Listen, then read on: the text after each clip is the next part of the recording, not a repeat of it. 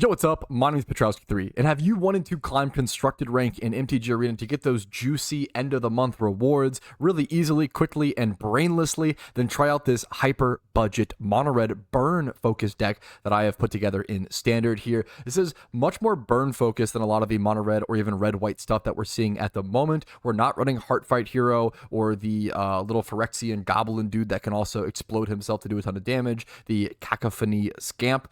This is more burn, direct damage, just dome your opponent straight to their face sort of style. So the only creatures we are running, we do have 18 creatures, which is honestly a fair bit of them, and you could kind of cut and adjust where you see fit, obviously, but this is 6 rares, 2 mythics, and then everything else is 20 mountains and commons and uncommons. Unbelievably hyper budget deck, one of the more budget decks I've seen in MTG Arena. So we've got 4 of Boltwave, the new foundation staple, just doing 3 damage to your face, easy peasy. If you combine it with Monastery Swiftspear on turn 2, you can do a lot of nice damage. 4 times Burst Lightning, the kicker absolutely comes up.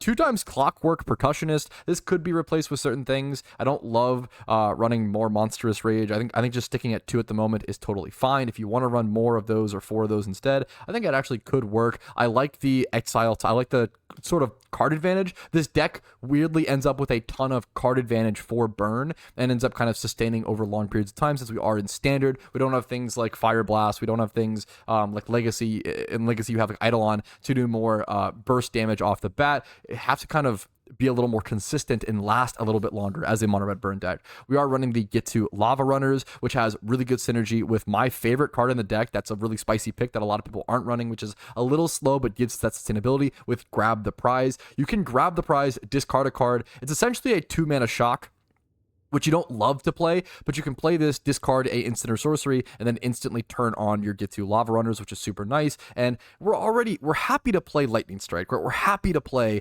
2 mana, 3 damage. In my opinion, why would we not be happy to also play 2 mana, 2 damage, get some extra card advantage, fish for those lands if we need them, get rid of a land if we need it? I've been really impressed with Grab the Prize. This seems like nothing special. We've seen so many cards like this in the past where you discard a card and draw 2 cards for 2 mana in red. Very like normal effect. However, we haven't seen one do 2 damage like this. The fact that extra 2 damage is tacked on is super relevant in mono red burn. So Boltwave, Burst Lightning, Clockwork Percussionist, 4 times Lavarunners, 4 times Swift Spears, 2 Monstrous Rages. I don't like relying on the buffs in this sort of deck. 4 Shocks, 2 of the Emberheart Mouse, 4 Grab the Prize. I've slowly upped this number. I am at 4 right now. 4 Lightning Strikes, 4 Slickshot Show-Offs. This is probably the most important rare in the deck. And then I do run 2 Screaming Nemesises. I've thought about upping this to 3. That could be talked about.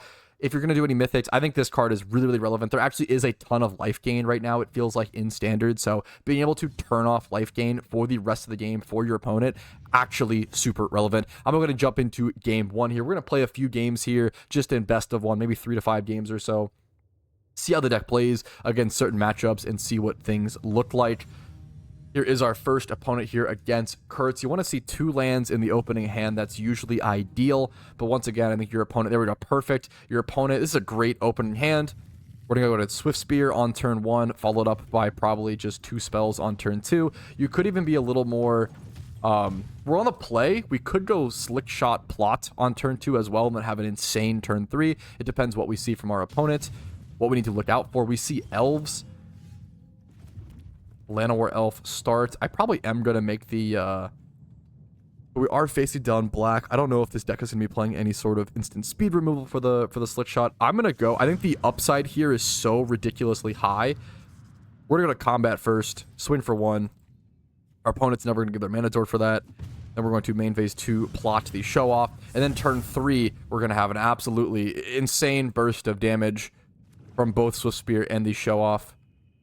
See what they've got for us. It's not worth putting like a Burst Lightning into the Llanowar Elf. Obviously, they are ramping, but this is burn. You want to go as fast as possible. They are holding back mana for obvious removal here. I don't know if it's a hero's downfall or what's being played right now in the current metagame. I'm going to go ahead and... we're still going to throw off the show off.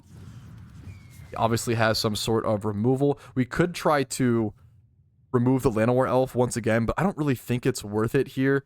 I'm just going to play the Boltwave because it is a sorcery, something to absolutely consider when you're playing this deck. Then we can just go ahead and head into combat and go for full swings here, get our damage in. while our opponent decides whether it's time to kill something now or not. If he kills the Show-Off now, it's totally fine. He's going to go for the Swiftspear kill. So we're at 3 right now. So we can actually, this is why you want to play it, you know, step by step. So we can actually go ahead and, I believe, now we can Shock and Burst Lightning. We're going to get the Prowess procs. We're going to make our Swiftspear too big to where he's not able to actually take it out. So we're going to do one more here. Boom. And now the cut down should fizzle, I believe. Let's see if he has something. Does he have another cut down? I shouldn't be able to have it here. He's going to take care of that. Okay, sure, fair. So he's going to be able to block the damage here. We can't block his Llanowar Elf is tapped. So look at this. It is turn 3 and our opponent is at 5 life in standard. In standard. We're going to have a Screaming Nemesis coming down. Obviously, we're low on card advantage. The main thing here is life gain to worry about. This is a cool card. I haven't seen this yet. And there's our Lavarunner as well. We're going to go the Screaming Nemesis first, I believe. It just puts him in a really, really, really awkward situation. There's not really a reason to... I'm trying to think. Actually, we do want to attack with our Swiftspear, I think, just because it makes blocks for him a little more awkward. He can double block here if he wants to, but then he takes 3. He takes 1. He can, like, block the 2... He can saddle this, or... Can he only block this? I'm trying to think. Okay, more removal. That exile removal is tough for me, but that's okay. He does get the nice block. He takes 1 damage. That's fine. He's at 4 HP. If he double attacks or taps these creatures for benefits, and then we draw a burn spell here, we can kill him. I don't know if there's anything that we can just do 4 damage with off the top of our deck. We're not red-white, so we are not in... We're looking in a pretty good position here. Not being in red-white does give us... If you're in red-white, you can use Boros Charm and get double strike on creatures, or just do 4 damage directly to your opponent's face, but that requires a lot of the rare lands. So we draw a Shock. I'm going to go ahead and play the Runner, make him have to block here. He doesn't block, he's dead. He's probably going to know he has to block. I have 1 card in hand. And you want to just pass turn. There's no reason to use the Shock yet. When you have instant speed burn like this, you want to use it reactionarily to your opponent. Let them tap out, let them not have a response. Opponent's in a sticky situation here. There's an Archfiend. That's fine for me. This is the benefit of burn. A lot of these, like, big red creature heavy decks, once your opponent gets stabilized, you kind of get in a losing position. Like, if I was just more on creature focused stuff, if I was on the Heartfire Mouses, etc., and like more mouse centric stuff, now that my opponent's creatures are outpacing me, I would have just lost at this point. I am going to actually hold the Shock in my hand. Because what I'm looking... Because if I draw the grab the prize, I need to be able to have a card to discard. Yup, and that is why you play that in that exact way. So now I'm going to discard my Shock, essentially still get the 2 damage off, and be able to draw the Mountain, draw the Lightning Strike, and do lethal. So there are actually skill-expressive ways to line up this deck in a specific way. That's exactly what I was hoping for. Paid off. Beautiful game 1, and it really showed this deck's strength, which is pushing over the top after your opponent stabilizes. Then you can still push through, push over the top, and just do direct damage to the face. There's only so much your opponent can do to stop direct burn damage. They usually have to be in blue, being able to interact with spells on the stack, or some sort of white life gain. Obviously, you have as the 2 Screaming Nemesis to hopefully prevent the life gain. That is the biggest thing that the biggest problem this deck has, is anything that gains life in the main board sort of passively. I'm going to keep this, kind of a greedy one to keep. If there was a grab the prize, it honestly makes this a lot less greedy, because then you can obviously fish for a second mountain. If you draw... There we go. Really good draw for me. Really lucky there. Definitely happy with that. We're going to play the Swiftspear on 1. Get our damage in with that. He's already got interaction. He's going to go for the cut down. Yep, immediate cut down. That's fine. We're still okay with that. On turn 2, we're probably plotting the Slickshot. Do I ever go for the Emberheart here? I think I actually do. Have the Monstrous Rage in hand. I'm going to plot the Slickshot. I'd rather save the card advantage engines for a little later. So we're going to plot it. Make him use instant speed removal. He's going to play this. That's fine with me. Gonna lose a little bit of life for me. Thank you, thank you. I actually appreciate that. So now we can guaranteed play the Slickshot. So now that we know he's tapped out, he's playing the Slickshot messed with, I can essentially go ahead and Boltwave, do as much damage as possible with my Slickshot. So we're going to Boltwave into attacks, into Monstrous Rage. Get off as much damage as possible. And even with these Clockwork Percussionists, if they don't do damage, if in the later game they become like, oh yeah, 1 mana, draw a card essentially, just running it into an opponent, forcing them into awkward situations, like it kind of works out. Once again, these could be replaced with something else, but these work for a budget deck. Like, these do end up doing work from what I've seen. Drawing both of them, and this game's a little funny, but we should be in a good position. He needs to be able to unlock this to stop losing life at the end of turn. So he's on the mono-black combo route. This is obviously a flying creature, which makes it a little more awkward. Did he actually... Oh, he did play a demon, so now he is gaining life. And once again, we've talked about this. Gaining life is the biggest problem this deck has. I'm still sitting at 2 lands in an awkward situation. I really want to start looking for card advantage, like almost to the point where I kind of want to just play both of these and run them out and force my opponent into awkward blocks. But I think we start by playing 1 and go into attacks and see if he wants to block anything and what that looks like. He's going to make that block. I'm going to go ahead and it gets +2/+0. I'm going to go ahead and make the shock to the face, which is going to allow my Slickshot to take out the demon. But unless he can replace it or activate this, he'll be losing more life. We keep our Slickshot alive. We get a little bit of trample damage there. Actually, not quite. I think it was not quite enough power, but that's okay. Opponent at 6 HP. I only have 2 damage direct in hand. He goes for a duress. What does he take here? Probably the burst lightning. Yeah. He'll probably just take the lightning. Get rid of that direct damage. But that makes it so he can't now activate the ritual chamber. So he might have another one of the... Yep, Bloodletter. Exactly. To get him that life gain. Well played from him. In this situation, similar thing to last turn, but I have to do it at sorcery speed, unfortunately, so it's not a surprise for my opponent. But at this point, it doesn't matter. It doesn't matter if it's a surprise. He has to make that block to not die. He'll go to 3 HP. I'm in a winning position. I have a haste creature. All of my creatures also having access to haste is just incredibly important. Being able to top deck these situations where I have to top deck and push through that final damage into my opponent is what I'm looking for. It's why those haste creatures are so important, especially with the few monstrous rages getting off a ton of damage. I think he knows if he activates this, he probably still loses. I think he's trying to figure it out. Like, if he has this plus cut down, he might not lose. But it depends on what's in my hand, depends on what I draw. I think he's trying to calc that. Obviously, if I draw a burn spell, like a Boltwave, he's just dead. He's going to go for the deal with that creature. Okay. Once again, these Clockwork, this is like where they shine, because they're little, like, you don't want to use this removal on them to exile them. That sucks. If he doesn't block them, he's gonna die, and if he blocks them, I get card advantage, which is also gonna cause him to die. So like, they really put you in that tricky situation. Those are actually like really strong top decks, as well as just turn 1 little trickles of damage. All right, jumping into game number 3 here, about 14 minutes into the video, and that's a massive, like, other benefit that I feel like people consider when building their MTG Arena decks, but if it's not, it's something you should consider. The time it takes for you to win, which unfortunately encourages a lot of dumb aggro deck, kind of like this, but the time it takes for you to win and to climb, like, directly matters and directly affects your MTG Arena experience. If you only have, you know, X many of hours to play in the day, or on a time crunch, or etc., and even if you don't, like, playing faster is obviously more efficient. So you always want to play as fast as possible. I'm gonna go ahead and play the Git Runner, obviously, or the Git. I kind of combined the 2 words.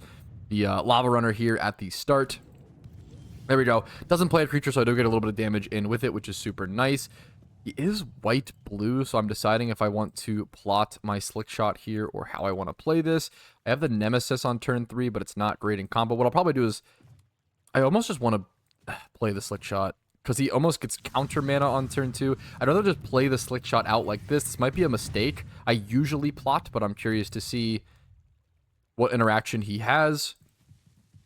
And this is a skill-based thing based on learning the metagame, so you guys could play this a lot better than I, but thankfully, beautifully, we don't get punished. We have our mountain. I do actually want to play that and not keep it to pitch to grab the prize. I probably go ahead and Trying to think how I play this exactly.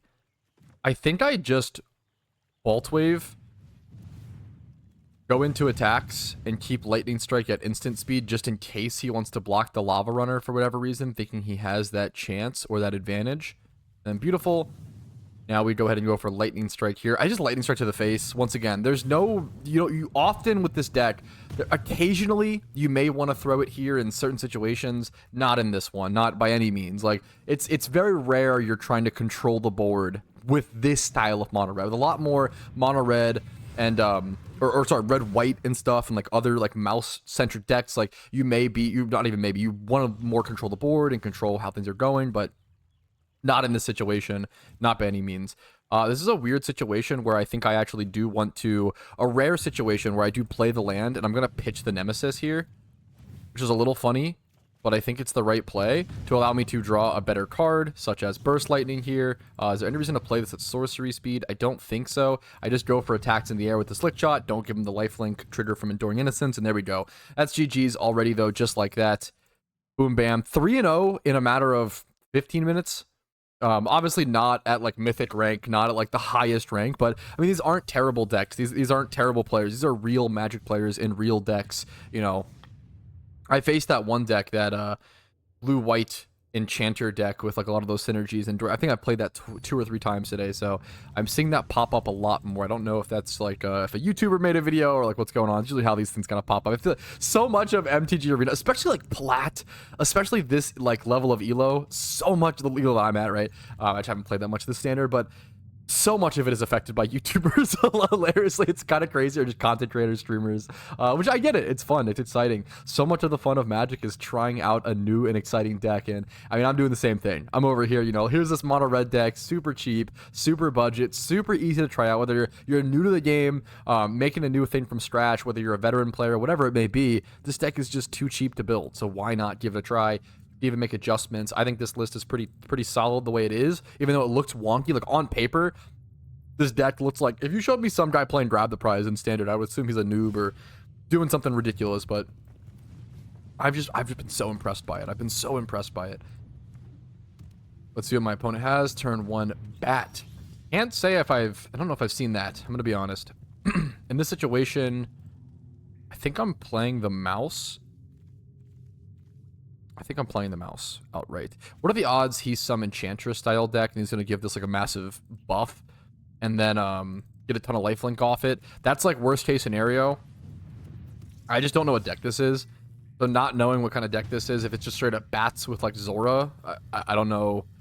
Zora line. Okay, little life gain synergies, sure. Buffing a Johnny Pridemate, sure. We get another mountain. I do want to play my mountain for turn. I could grab the prize here, pitching Burst Lightning or the mountain. I'm trying to think what I need to deal with, / what I want to deal with. I think I do grab the prize. I think I'd grab the prize, pitch to the Lavarunner, which is a little counterintuitive, but hopefully we'll see why here in a sec. We do more mountains, unfortunately.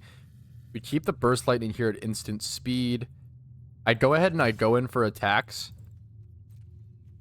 Then if he blocks with the Pridemate, this might be a situation where I do Burst Lightning the Pridemate here. The Screaming Nemesis is also going to do absolute work here, obviously.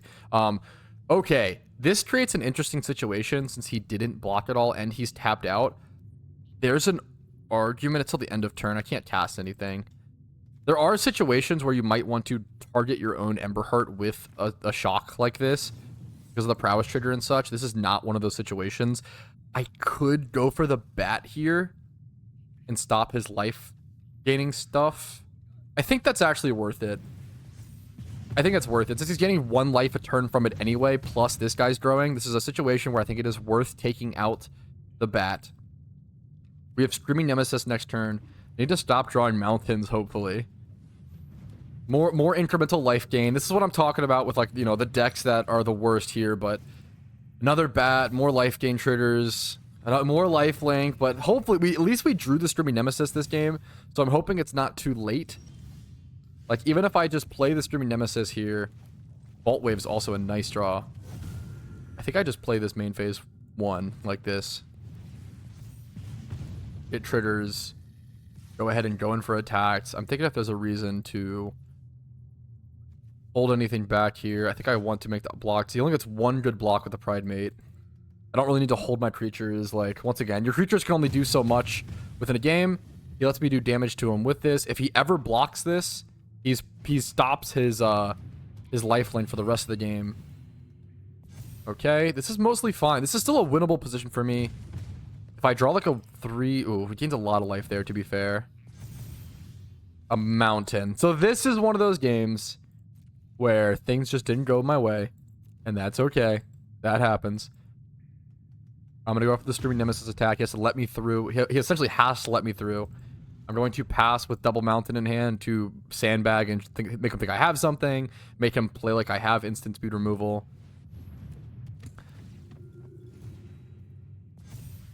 Whenever a white creature you control attacks, gain 1 life. This is probably going to be... Wow, I've never seen this card in Standard.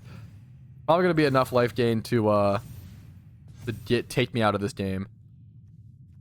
I can at least take out the Innocence here. I don't know if it's really worth it. He still gets the effect. At least he won't be getting lifelink from it. Is there ever... I'm just never winning with... What I should have done, I actually kind of am just realizing... I think this game might have been winnable, and this might have been human error. I probably shouldn't have attacked with my Nemesis. I probably should have held it back and offered it as a blocker to prevent my opponent from life gaining. I've actually never been in that situation. So this might have been a game that was within my control, and I lost it. And that's a skill gap problem, right? So I'm going to go to no attacks here. I mean, I'm pretty sure this game's over. Even if I stop his life gain now, I think it's too late. I'm going to play it out, though. Like, there's some miracle world where... Nah, he knows. We're going to call it. GG's. I think there was a way... There's actually is a route there where I win if I don't attack with the Nemesis and force him into a more awkward position. But even then, he can play around it to a decent extent. So that is the main downfall of this deck. So what are we? I think we're 3-1 so far. Let's do one more game. Like, you just jammed them out so quickly. We just weren't fast enough there. And that's okay, you know. Can't win every... This might be shocking, but you can't win every game of Magic. I know. If we could end 3-2 or 4-1, either way, I'd be happy to show off this deck and show off the power of like the situations of grab the prize. Like I think this card is actually kind of sick. Our weaker 1-drops here, but it's okay. I'm gonna go ahead and keep this hand. The question is to whether to start. I think I start with the mouse. Hilariously, the monkey. Sorry. Not mouse.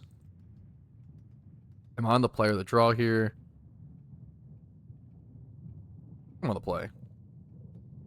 Is he deciding to mulligan or is it his turn? I actually can't even tell. Aggro punk.